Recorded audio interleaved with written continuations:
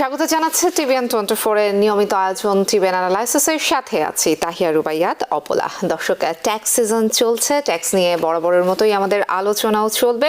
আজকেও আমরা ট্যাক্স নিয়ে আলোচনা করব। আলোচনায় গুরুত্ব পাবে আইআরএস অডিট। কোন কোন কারণে আপনি অডিটের আওতায় পড়তে পারেন, অডিটের আওতায় পড়লে কি করবেন, সেই থেকে শুরু করে ট্যাক্স সংক্রান্ত যাবতীয় বিষয় আমাদের আলোচনায় থাকবে। আলোচনার জন্য আমার সাথে অনলাইনে যুক্ত রয়েছেন আইআরএস এনরোল এজেন্ট এবং কাকাতুয়া এজেন্সির সিইও পারভেজ কাজী। পারভেজ কাজী, আপনাকে স্বাগত আমাদের আজকের আয়োজনে। ধন্যবাদ অপলা, ধন্যবাদ টিভিএন এর দর্শক শ্রোতা যারা এই মুহূর্তে আমাদের সাথে সংযুক্ত হয়েছেন। জি দর্শক, আপনারা কিন্তু চাইলে আমাদের সঙ্গে যুক্ত হতে পারেন। টেলিভিশনের স্ক্রিনে ফোন নাম্বার রয়েছে, চাইলে টেলিফোন করতে পারেন। টিভিএন 24 আমাদের ফেসবুক পেজ, বরাবরের মতোই সেখানে লাইভ স্ট্রিমিং হচ্ছে, চাইলে আপনারা সেখানেও যুক্ত হতে পারেন। যে কোনো মতামত আপনি টিভিএন নিউজ নেটওয়ার্কে জানাতে পারেন। এর বাইরে ট্যাক্স সংক্রান্ত যদি আপনার কোনো প্রশ্ন থাকে সেই প্রশ্নটিও করতে পারেন। আমার সঙ্গে যুক্ত থাকা বিশেষজ্ঞ অতিথি আপনার প্রশ্নের উত্তর দেবেন। আমরা আলোচনা শুরু করব, তবে দুটো কুইজ থাকছে দর্শকদের জন্য। আপনারা যদি এই কুইজের উত্তর দিতে পারেন ভালো, না দিতে পারলেও সমস্যা নেই। আমার সাথে উপস্থিত যে অতিথি রয়েছেন তিনি আসলে পরবর্তীতে এইসব নিয়ে আলোচনা করবেন। আমি কুইজ দুটো দর্শকদের জন্য বলতে চাই। Tax quiz. In what year tax form 1040 was introduced by the IRS? Choose one. Number 1, 1900. Number 2, 1913. Number 3, 1964. আমি আবারও বলছি, in what year tax form 1040 was introduced by IRS? Number 1, 1900, number 2, 1913, and number 3, 1964. আরও একটি কুইজ রয়েছে, সেটি আমি একটু পরে দর্শকদেরকে জানাবো। তার আগে এই প্রশ্নের উত্তরটি যদি আপনারা জানেন, আপনারা টেলিফোনও করতে পারেন অথবা ফেসবুকে কমেন্টের মাধ্যমেও আমাদের সঙ্গে যুক্ত হতে পারেন, আমাদেরকে জানাতে পারেন প্রশ্নের উত্তর। পারভেজ কাজী, আলোচনা শুরু করতে চাই। আইআরএস অডিটের কথা বলছিলাম।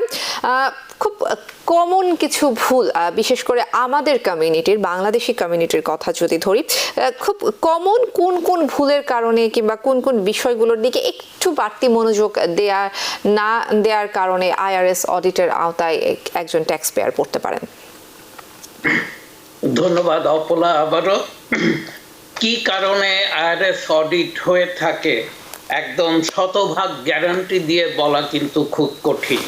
তো আমরা গত সপ্তাহে আলোচনা করেছি যে আইআরএস অডিট সাধারণত কি কি কারণে ট্রিগার হয়ে থাকে।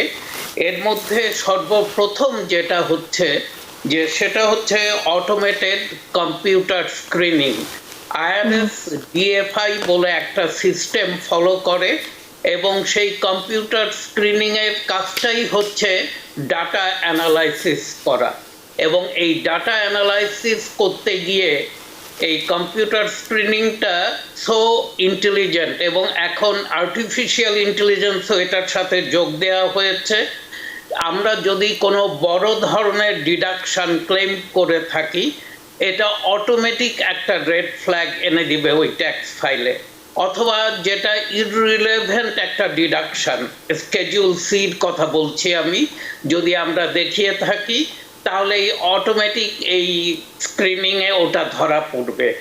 অথবা আমার ইনকাম আমি প্রপারলি রিপোর্ট করি নাই, আমার যেই W2 গুলো ছিল, 1099 গুলো ছিল, সবগুলো রিপোর্ট করা হয়নি, কিছু মিস হয়ে গেছে। এটার কারণেও কিন্তু অডিট ট্রিগার করে। অথবা ইন অ্যাসোসিয়েশন, ধরেন আমি একটা বিজনেসের পার্টনার, আমরা 4 জন পার্টনার, আমার এক পার্টনার অডিটের আওতায় এসছে, আমাদের 3 জনেরও ঝুঁকি কিন্তু বেড়ে গেল, আমরা অডিটের আওতায় আসতে পারি। আর নাম্বার 3 হচ্ছে র্যান্ডম বেসিসে। র্যান্ডম বেসিসে আইআরএস কিছু ফাইল পিক করে, এটার কোনো কারণ ছাড়া। দেখা যাচ্ছে অনেক সময় এরকমও হয় যে W2-তে ফাইল করেছে হাজব্যান্ড অ্যান্ড ওয়াইফ, কোনো চাইল্ড নাই, আর্নড ইনকাম ক্রেডিট নাই, স্কেডিউল সি নাই, তবুও সেই ফাইলটা অডিট হচ্ছে। এগুলো হচ্ছে র্যান্ডম অডিট। আইআরএস ঠিক জানে না কার ফাইল অডিট করছে, তারা এটা উঠিয়ে ফেলেছে। এইসব কারণে সাধারণত অডিট ট্রিগার করে থাকে। জি, যাদের ইনকাম বেশি অর্থাৎ উচ্চ আয়ের ট্যাক্স পেয়াররা কি বেশি অডিটের আওতায় পড়ে? হ্যাঁ, উচ্চ আয়ের ব্যক্তিরা বেশি অডিটের আওতায় আসে, কিন্তু অডিটে আসার জন্য কতগুলো জিনিস একটু রেড ফ্ল্যাগ। একটা হচ্ছে স্কেডিউল সি। স্কেডিউল সি যাদের আছে, W2 আছে, সেই সাথে স্কেডিউল সিও আছে এবং আর্নড ইনকাম ক্রেডিট ক্লেম করছে, তাদের কিন্তু অডিট হওয়ার সম্ভাবনা অনেক বেশি। আবার দেখা যাচ্ছে যে 1 থেকে 300,000 পর্যন্ত ইনকাম যাদের, তাদের যে অডিট রেট ঝুঁকি 300,000 থেকে 1 মিলিয়ন পর্যন্ত ইনকাম রেঞ্জে যারা, তাদের ঝুঁকি অনেকটা বেশি। আবার 1 মিলিয়নের উপরে যাদের ইনকাম, তাদেরও অডিট হওয়ার সম্ভাবনা অনেক বেশি থাকে। আইআরএস অডিটটাকে কিন্তু আমি গতবারও বলেছিলাম, এবারও বলবো, আইআরএস এর এটা একটা ব্যবসা, একটা বিজনেস। ওরা দেখে যে একটা বিলিয়নিয়ার যদি ছোট কোনো ভুল করে থাকে, ওরা কিন্তু $1,000,000 কালেক্ট করতে পারে। আর আমরা যারা 100,000 200,000 ইনকামের মধ্যে সীমাবদ্ধ, আমরা যদি একটা ছোট ভুল করে থাকি, আমার কাছ থেকে আইআরএস হয়তো কয়েকশো অথবা কয়েক হাজার টাকা কালেক্ট করবে। ওর জন্য আইআরএস এটাকে কিন্তু বিজনেস পয়েন্ট অফ ভিউতেও দেখে। ওর জন্য যারা উচ্চ আয়ের, তাদের অডিট হওয়ার সম্ভাবনা অনেক বেশি থাকে। পারভেজ কাজী, অডিটের সিস্টেমটা সম্পর্কে একটু জানি। এটি কি সার্ভারে একটা অ্যালগোরিদম সেট করে দেয়া থাকে, বিষয়টা কি এরকম? তাহলে সেই ক্ষেত্রে যদি কেউ আসলে ওই অ্যালগোরিদমটা যদি কেউ বুঝে সেই বিষয়গুলো যদি অ্যাভয়েড করে, তাহলে সেই ক্ষেত্রে তিনি কোনো ভুল করলে কিংবা অডিটের মতো কাজ করলেও তিনি অডিটের আওতায় পড়বেন না, বিষয়টা কি এমন? অনেকটা কাছাকাছি। আইআরএস যেই কম্পিউটার স্ক্রিনিং সিস্টেমটা ফলো করে, ওটা কিছু রেড ফ্ল্যাগ শো করে। ধরেন আমি আমার ইনকামের সাথে আমি চ্যারিটেবল কন্ট্রিবিউশন যেটা করেছি, এটা ঠিক সামঞ্জস্যপূর্ণ না, এটা কিন্তু অটোমেটিক রেড ফ্ল্যাগ শো করবে এইভাবে। এবং এটাকে DFI স্কোরিং বলা হয়, যে এইভাবে স্কোর উঠতে থাকে আমাদের ফাইলগুলো যখন আইআরএস এর ওই ডাটাবেজের মধ্যে দিয়ে যাবে, এবং যার স্কোর যত হাই, তার অডিট হওয়ার সম্ভাবনা তত বেশি। তো শুধুমাত্র আমি এই চ্যারিটেবল, এটা একটা উদাহরণ দিলাম। ধরেন আমার স্কেডিউল সি অথবা বিজনেস ডিডাকশন আমি কিছু নিচ্ছি যেটা রিলেভেন্ট না ফর মাই বিজনেস, এটাও কিন্তু রেড ফ্ল্যাগ। অথবা আমি খুব অতিরিক্ত কোনো ডিডাকশন ক্লেম করছি, ওটাও একটা রেড ফ্ল্যাগ। অথবা আমি যে ইনকামটা শো করছি এবং আমি আমার দোকানের, আমার অফিস স্পেসের যে ভাড়া দেই, এটা সামঞ্জস্যপূর্ণ নয়, ওটাও কিন্তু একটা রেড ফ্ল্যাগ। এইভাবেই ওই সিস্টেমটা রেড ফ্ল্যাগগুলোকে ডিটেক্ট করে এবং ওই ফাইলের একটা স্কোর ওরা দেয়, যেটার স্কোর যত বেশি, সেই ফাইলের অডিট হবার সম্ভাবনা তত বেশি। জি, কেউ যদি আসলে অডিটের আওতায় পড়েই যায়, আমরা অডিটের সম্ভাব্য কারণগুলো নিয়ে, সম্ভাব্য সংখ্যাগুলো নিয়ে আমরা আলোচনা করছিলাম, নিশ্চয়ই আমরা পরবর্তীতে আরো ডিটেল আলোচনা করব। কিন্তু কেউ যদি আসলে অডিটের আওতায় পড়েই যায়, অডিটের নোটিশ পেয়েই যায়, তাহলে প্রথমেই একজন ট্যাক্স পেয়ারের কি করা উচিত? আইআরএস 3 ভাবে অডিট করে থাকে। একটা হচ্ছে করসপন্ডেন্স অডিট। আইআরএস চিঠি দিবে এবং পার্টিকুলার কোনো প্রশ্ন ওদের থাকে রিটার্ন সম্পর্কে, কোনো জায়গাটা ওদের কাছে পরিষ্কার না অথবা ওরা সন্দেহজনক মনে করলে সেই আইটেমটা সম্পর্কে ওরা প্রশ্ন করে এবং চিঠি দিয়ে জানাবে, এবং there will be a deadline যে এই দিনের মধ্যে সেটাকে রেসপন্স করতে হবে। তো সর্বপ্রথম আমরা যেটা রিকমেন্ড করে থাকি, কোনো কারণে আপনি যদি অডিটের আওতায় আসেন, অবশ্যই আপনি ট্রুথফুল হতে হবে আপনার রেসপন্স সম্পর্কে, এবং খুব অ্যাকুরেট হতে হবে। আপনি যেটা জিজ্ঞাসা করা হয়েছে শুধুমাত্র সেইটুকুই অ্যান্সার করবেন, টু দ্য পয়েন্ট। আপনি নতুন কোনো দরজা খুলবেন না। অনেকে অ্যান্সার করতে গিয়ে অথবা চিঠি লিখতে গিয়ে, আইআরএস এর রেসপন্স করতে গিয়ে এমন কিছু বাড়তি কথা বলে বসে যে হয়তো আরো কিছু অডিটের রাস্তা ওপেন হয়ে গেল। ওর জন্য আমরা বলি রেসপন্সটা কুইক হতে হবে, টু দ্য পয়েন্ট হতে হবে এবং ট্রুথফুলনেস এবং অ্যাকুরেট হতে হবে। আপনি যত তাড়াতাড়ি এগুলোর উত্তর দিবেন তত তাড়াতাড়ি এই অডিট শেষ হওয়ার সুযোগ থাকে। আর আপনি যদি এটাকে লিঙ্গার করেন, কোনো কারণে স্ক্র্যাম্বল করেন, রেসপন্স করতে ডিলে করেন, আপনি কিন্তু আইআরএস এর যে এজেন্ট তাকে সুযোগ করে দিচ্ছেন to go deep into your tax return. তো সেটা কখনোই উচিত হবে না। এখানে সব সময় অ্যাকুরেটলি, কারেক্টলি শুধু যেটা জানতে চেয়েছে সেটুকুই উত্তর দিবেন এবং সাথে যদি কোনো ব্যাকআপ ডকুমেন্টস থাকে সেটাও আইআরএসকে পাঠিয়ে দিবেন অন টাইম। জি, কোন ধরনের কাগজপত্র, কোন ধরনের নথিপত্র আইআরএস এর কাছে জমা দেওয়া উচিত অডিটের আওতায় পড়লে? সেটাই বলছিলাম যে আইআরএস যেই প্রশ্নটা করেছে, ধরেন একটু আগে বলছিলাম আমার চ্যারিটেবল কন্ট্রিবিউশন নিয়েই প্রশ্ন উঠেছে এবং সেই জায়গাটায় আইআরএস জানতে চাচ্ছে যে আমাকে বলছে যে তুমি যে $10,000 কন্ট্রিবিউট করেছো এটার সাপোর্টিং ডকুমেন্টস পাঠাও। আমি যদি চ্যারিটেবল ডোনেশন করে থাকি, আমরা সকলেই জানি অথবা আমাদের জানা উচিত যে it has to be to a not for profit organisation এবং that organisation has to be in USA. আমাদের অনেক ট্যাক্স পেয়ার এসে বলে থাকে যে আমি বাংলাদেশে অথবা বাইরে কোথাও টাকা দিয়েছি এই চ্যারিটির জন্য, সেগুলো কিন্তু ডিডাক্টেবল নয় কিছু লিমিটেশন ছাড়া। দু একটা দেশে কিছু অংশ ডিডাক্ট করা যায়, কানাডা, মেক্সিকো এবং ইসরায়েল। আদারওয়াইজ অন্য কোথাও কিন্তু এগুলো ডিডাক্টেবল নয়, এটা মাথায় রাখতে হবে।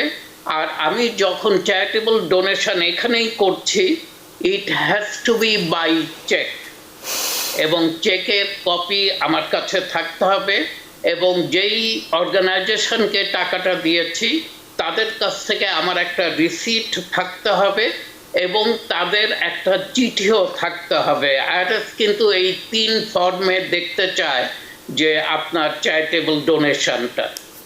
প্রথমে ওরা চায় আমার চেকের কপি, ওরা চায় receipt from the receiving organisation এবং তারা চায় যে রিসিভিং অর্গানাইজেশন আমার কাছে একটা চিঠি দিয়ে আমাকে যে এই রিসিভিং অফ দ্য চেক অথবা কন্ট্রিবিউশনটাকে ওরা যে অ্যাকনলেজ করছে সেটাও ওরা দেখতে চায়। এই 3টা জিনিস, এই ধরনের আইআরএস এর সব কিছুতে রিসিটের কিন্তু একটা রিকোয়ারমেন্টস আছে এবং সেই রিসিট রিকোয়ারমেন্টসটা আমাদেরকে সকলকে, বিজনেসে তো বিশেষ করে এটা মেনটেন করতে হবে এবং এটা যেন আমার ব্যাংক অ্যাকাউন্টের সাথে, ট্রানজ্যাকশনের সাথে এটার সম্পর্ক থাকে, সেই দিকেও নজর রাখতে হবে আমাদেরকে।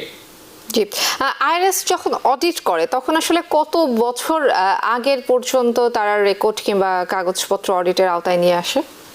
Very good question. এটা আমি কভার করতে চাচ্ছিলাম, ভালো হয়েছে কথাটা তোলার জন্য। আমরা সাধারণত ট্যাক্স পেয়ারকে বলে থাকি বাই ল আমাদেরকে কিন্তু 3 বছর আমাদের ডকুমেন্টস রাখতে হয়, ব্যাকআপ ডকুমেন্টস। কিন্তু আমরা মাথায় রাখতে হবে আমি যদি আমার ইনকাম রিপোর্টিং এর ক্ষেত্রে কোথাও ভুল করে থাকি এবং এটা যদি 25% or more of my income হয়ে থাকে, তাহলে আইআরএস কিন্তু পিছনের দিকে যেতে পারবে 7 ইয়ার্স, 7 বছর আইআরএস যেতে পারে। তো আমরা যদি রিয়েলি সব কিছু সঠিকভাবে তথ্য দিয়ে ফাইল করে থাকি তাহলে তো 3 ইয়ার্স।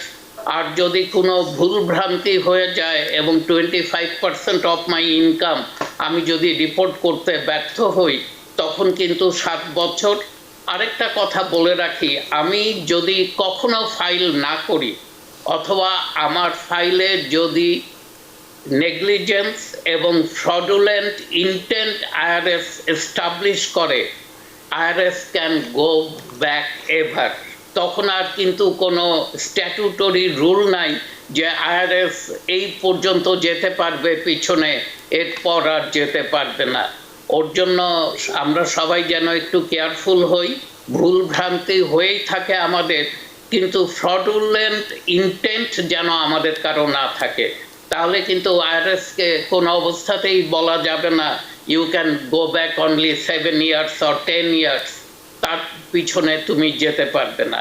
আর আমরা ছোট ছোট ভুল বলতে যে ইনকাম ভুল হয়ে গেছে, দেখানো হয়নি, এই ধরনের, অথবা কোনো ব্যাড ডেট, আমার হয়তো একটা ক্যান্সেলেশন অফ ডেটস ছিল, সেটাকে আমি রিপোর্ট করি নাই, সেই সব সিচুয়েশনে IRS can go back 6 years, 6 বছর পর্যন্ত যেতে পারে। জি, আমরা স্পষ্ট হয়েছি। আরো অনেক কিছু জানার আছে পারভেজ কাজী। একটি বিরতির সময় হয়ে গেছে, সঙ্গেই থাকবেন দর্শক, আপনারাও সঙ্গেই থাকুন। টিভিএন অ্যানালাইসিসে নিচ্ছি ছোট্ট একটি বিরতি। বিরতির পর আবারও স্বাগত জানাচ্ছি টিভিএন অ্যানালাইসিসে। ট্যাক্স নিয়ে আমরা আলোচনা করছি। আইআরএস এনরোল এজেন্ট পারভেজ কাজী আমাদের সঙ্গে যুক্ত রয়েছেন।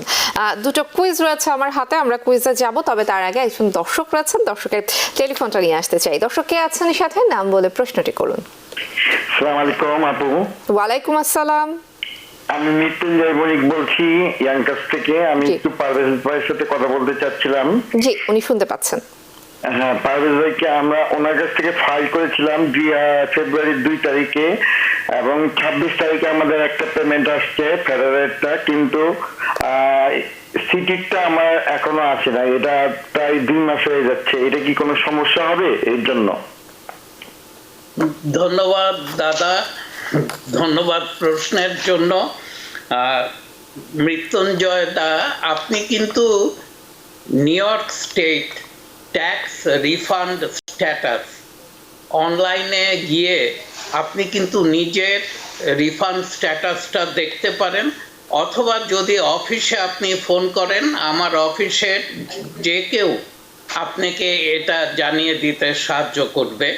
আমরা চেক করতে পারি যে আপনার স্ট্যাটাসটা, আপনার রিফান্ডটা এখন কোন পর্যায়ে আছে, ওরা ইস্যু করেছে কি না করে নাই সেটা সম্পর্কেও বলতে পারবো। আপনাকে জাস্ট এখানে বলে রাখি, আজকে 2 জন এসেছিলেন অফিসে, তারা রিফান্ড পাননি বলে।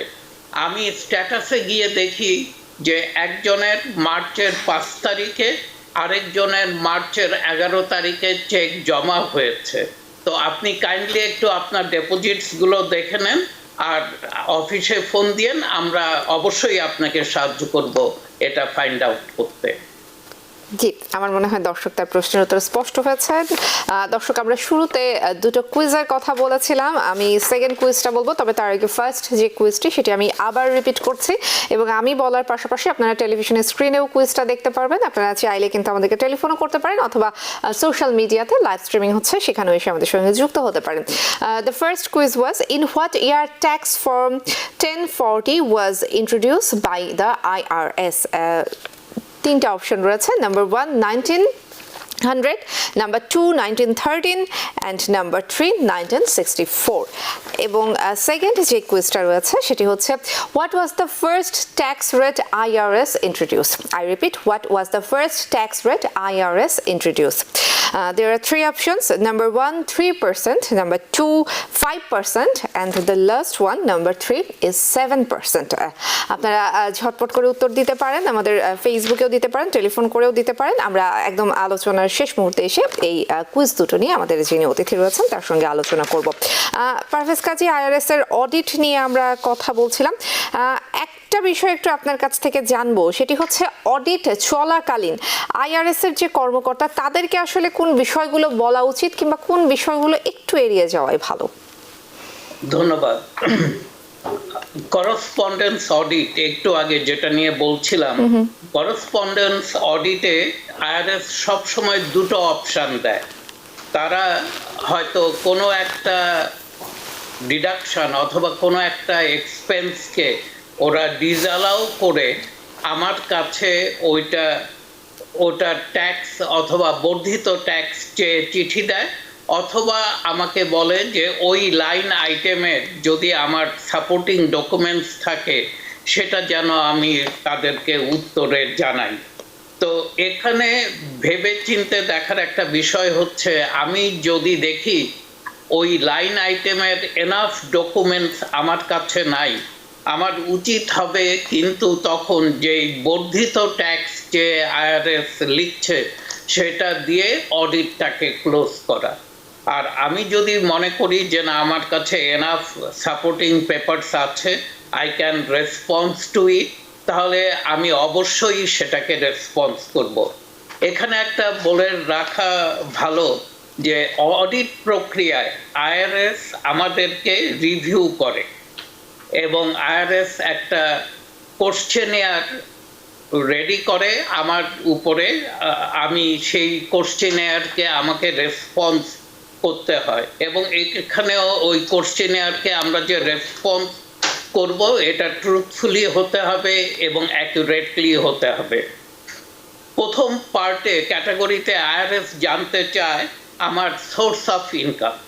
সোর্স অফ ইনকামের মধ্যে আমার ক্যাশ ট্রানজ্যাকশন, আমার গ্যামলিং ইনকাম, আমার আনএমপ্লয়মেন্ট ইনকাম, আমার সকল W2, 1099 এবং ইন অ্যাডিশন আরও যদি ইনকাম ট্যাক্সেবল নন ট্যাক্সেবল সব কিছু ওরা জানতে চায়। এবং এখানে আমাকে কিন্তু অ্যান্সার করতে হবে, আমি বারবার বলছি অডিট প্রক্রিয়ায় আসা মানেই আমি কিন্তু আইআরএস এর সার্ভেলেন্সে এসে গেলাম। অতএব আমার উচিত হবে সব কিছু সুন্দরভাবে এবং অ্যাকিউরেটলি অ্যান্সার করা, মানে সঠিকভাবে, কোনো ভুল তথ্য যেন আমি এখানে না দিই। নাম্বার 2 ক্যাটাগরিতে ওরা জানতে চায় যে আমার কোনো ক্রিপ্টোকারেন্সি অ্যাকাউন্ট আছে কিনা এবং আমার কোনো ডিসেন্ট্রালাইজ ওয়ালেট আইডি আছে কিনা, এবং থেকে থাকলে সেখানে আমি কিভাবে ট্রানজ্যাকশন করেছি এবং কিভাবে আমি ডিটারমাইন করেছি যে কি কি ইনকাম আমার ট্যাক্সেবল এবং কি কি আমার ট্যাক্সেবল নয়। নাম্বার 3-এ ওরা দেখতে চায় আমার ফরেন ব্যাংক অ্যাকাউন্ট অথবা ফরেন অ্যাসেট। আমি সেই অফশোর ব্যাংকিং হতে পারে, সেগুলোর ইন্টারেস্ট ইনকামগুলোকে আমি স্কেডিউল বিতে রিপোর্ট করছি কিনা এবং ফিনসেন ফর্ম 11114-এও সেটা রিপোর্ট করছে কিনা ওরা সেগুলো জানতে চায়। এবং নাম্বার 4 ক্যাটাগরিতে ওরা জানতে চায় যে আমি কোনো বুককিপিং করি কিনা, আমার আইদার মাইসেলফ অথবা আমার কোনো বুককিপার আছে কিনা, এবং সেখানে আমি মান্থলি রিকনসাইল করি কিনা আমার ব্যাংক অ্যাকাউন্টগুলো। এগুলো মূলত বিজনেস পার্সনদের জন্য করে থাকে, বিজনেস অথবা স্কেডিউল সিতেও যারা ফাইল করে থাকে তাদের জন্য আইআরএস জানতে চায় যে তারা মান্থলি রিকনসাইল করে কিনা। এই রিভিউ করার মেইন পারপাস হচ্ছে দুটো। আইআরএস রিভিউ করে ফাইন্ড আউট করতে চায় যে আমি কোনো ইনকাম রিপোর্টিংয়ে ভুল করছি কিনা, মানে কোনো ইনকাম আমি ছেড়ে দিচ্ছি কিনা অথবা রিপোর্টে করতে ব্যর্থ হচ্ছি কিনা। আর দ্বিতীয়ত ওরা জানতে চায় যে আমার কোনো বিজনেস ডিডাকশন আমি এক্সেস ক্লেম করে আমার ট্যাক্সেবল ইনকামটাকে কমিয়ে আনছি কিনা। তো আইআরএস রিভিউতে পড়া অথবা সার্ভেলেন্সে পড়া এটা দুর্ভাগ্য। কেউ যদি পড়ে থাকেন খুব হতাশ হবার কিছু নেই, আপনারা ভুল ভ্রান্তি হতেই পারে, এখন থেকে যেন আর পরবর্তীতে ভুল ভ্রান্তি না হয় এবং যদি কিছু বর্ধিত ট্যাক্স দিতে হয় সেটা দিয়ে দেওয়া উচিত হবে বলে মনে করি। এবং এখান থেকে একটা শিক্ষা আমাদের নেওয়া উচিত, ফলো দ্য রুল। রুলকে যদি আপনি ফলো করেন, আপনি ট্যাক্সের ব্যাপারে যদি আপনি সঠিকভাবে ফাইলগুলো করেন, কোনো অতিরিক্ত ডিডাকশন ক্লেম না করেন, তাহলে দেখা যাবে যে আপনার ফাইল কখনোই অডিট হবে না। একবার অডিট হওয়ার পর এটা মাথায় রাখতে হবে আপনি কিন্তু বেশ কয়েক বছর আইআরএস এর ওয়াচ লিস্টে থাকবেন। অতএব ফাইলগুলো অন টাইম হওয়া উচিত, প্রতিটি ইনকাম আপনার ট্যাক্স ফাইলে এসে সংযোজিত হওয়া উচিত, ডিডাকশনস গুলোর ব্যাপারে অথবা ক্রেডিট গুলোর ব্যাপারে আরেকটু কেয়ারফুল হওয়া উচিত। এই রুলগুলোকে যদি আমরা মেনে চলি তাহলে আমাদের হয়তো কিছু বিড়ম্বনার শিকার হব অডিটে পড়ে, কিন্তু এটা আলটিমেটলি এই নাইটমেয়ার থেকেও মুক্তি পাওয়া সম্ভব বলে আমি মনে করি। জি, পারভেজ কাজী, একটা বিষয় আসলে আলোচনায় আনতেই চাই, সেটি হচ্ছে এই যে আইআরএস অডিটের নাম করে ট্যাক্স পেয়াররা, বিশেষ করে ট্যাক্স সিজনে আরো অনেকগুলো বিষয় আছে, তবে অডিটের নাম করে অনেক রকমের স্ক্যামিং এর শিকার হন। সেটি মেসেজের মাধ্যমে হোক, ইমেইলের মাধ্যমে হোক, টেলিফোনের মাধ্যমে হোক, তারা কিন্তু বেশ ভালোভাবে স্ক্যামিং এর শিকার হন এবং অর্থ হচ্ছে হারান, অর্থ লস করেন। সেই ক্ষেত্রে আসলে আপনি সচেতন হওয়ার জন্য কি ধরনের পরামর্শ দিবেন? ধন্যবাদ, ভেরি গুড কোশ্চেন অপলা। এটা কিন্তু স্ক্যামার্সরা আমাদের চতুর্দিকে বসে আছে, তারা এই সুযোগটা নেয়। অডিটে পড়েন অথবা না পড়েন, আপনাকে অডিটে ফেলা হয়েছে, আপনার ফাইল দেখা হচ্ছে, ইমেল পাবেন, টেক্সট মেসেজ পাবেন, অথবা টেলিফোন কলও পেতে পারেন। আপনারা মাথায় রাখবেন, আইআরএস শুধুমাত্র মেইলের মাধ্যমে যোগাযোগ করে, আইআরএস ফোন করে না। ওই পুলিশ পাঠিয়ে দিচ্ছি, এখনই অ্যারেস্ট হবে, এই ধরনের ভয় ভীতি প্রদর্শন করে আইআরএস কিন্তু টাকা কালেক্ট করে না। অতএব এই ধরনের স্ক্যামারদের পাল্লায় যেন না পড়েন, কেয়ারফুল থাকবেন। এই ফোনগুলোকে এন্টারটেইন করার কোনো দরকার নেই। আইআরএস ফোনে যোগাযোগ করে না, in rare occasions IRS phone করে থাকে, কিন্তু অ্যাটলিস্ট আপনাকে টনস অফ লেটার পাঠাবে তার আগে আপনার সাথে যোগাযোগ করার, এবং আপনার লাস্ট নোন অ্যাড্রেসে এই চিঠিগুলো আসবে। আইআরএস থেকে কোনো চিঠি আসেনি, হঠাৎ একদিন ফোন আসলো, আপনি দেখলেন যে ফোনের যে আইডি সেখানে উঠে এসছে ইন্টারনাল রেভিনিউ সার্ভিস। এটাও কিন্তু অনেকে আমাকে বলেছে এবং বলছে যে আমি আইআরএস থেকে বলছি, আমার officer ID number so and so, একটা নাম্বারও বলে দিচ্ছে, 6 ডিজিট একটা নাম্বার বলতে তো অসুবিধা নাই, এটাকে বিলিভেবল করার জন্য, এবং বলছে যে তোমার ফাইলকে আমরা অডিট করছি, তো আমরা দেখেছি তুমি 22-তে অথবা 2023-এ, মানে 1-2 বছর আগের কথাও বলবে যে তুমি এত টাকা পে করনি। আমার এক ক্লায়েন্ট, তার সাথে এটা হয়েছিল, সে জিজ্ঞেস করেছে ওই বছর আমার অ্যাডজাস্টেড গ্রস ইনকাম কত ছিল। আইআরএস তো সে রিয়েল আইআরএস না, সে এটার উত্তর দিতে পারে নাই, এবং যাই হোক আলটিমেটলি তাকে বোকা বানাতে পারেনি। অতএব আমি এই টিভিএন এর সকল দর্শক শ্রোতা যারা দেখছেন শুনছেন অথবা পরবর্তীতে যুক্ত হবেন, একটু সাবধানতা অবলম্বন করবেন, সাবধান থাকবেন। স্ক্যামার্সরা নানাভাবে এইসব ছলচ্যুত নিয়ে অডিটের নাম করে ওরা কিছু পয়সা বানিয়ে নিচ্ছে, আপনারা সেই ফাঁদে যেন পা না দেন। জি, পারভেজ কাজী, আমরা একদম শেষ পর্যায়ে চলে এসেছি। আপনার দুটো কুইজ ছিল, আমরা কুইজ দুটো নিয়ে একটু আপনার আলোচনা শুনবো। ধন্যবাদ। আমার প্রথম কুইজটি ছিল, in what year tax form 1040 was introduced by the IRS. 1040-কে আমরা বলে থাকি মাস্টার ফর্ম। আইআরএস এর ট্যাক্স ফাইল করতে হলেই 1040 করতে হয়, এবং সেই সাথে আনুষঙ্গিক ABCD অন্যান্য ফর্মগুলো এসে যুক্ত হয়, অথবা নানা নাম্বারের ফর্মসগুলো। তো 1040 কবে ইন্ট্রোডিউস করলো, এখানে 3টে উত্তর দেওয়া আছে। 1 হচ্ছে 1900, B হচ্ছে 1913, আর C হচ্ছে 1964। এখন অনেকের জন্য 13 may B a lucky number, কিন্তু আনফর্চুনেটলি এই ফর্মটা ইন্ট্রোডিউস করা হয়েছিল 1913-তে। তো বি হচ্ছে কারেক্ট অ্যান্সার।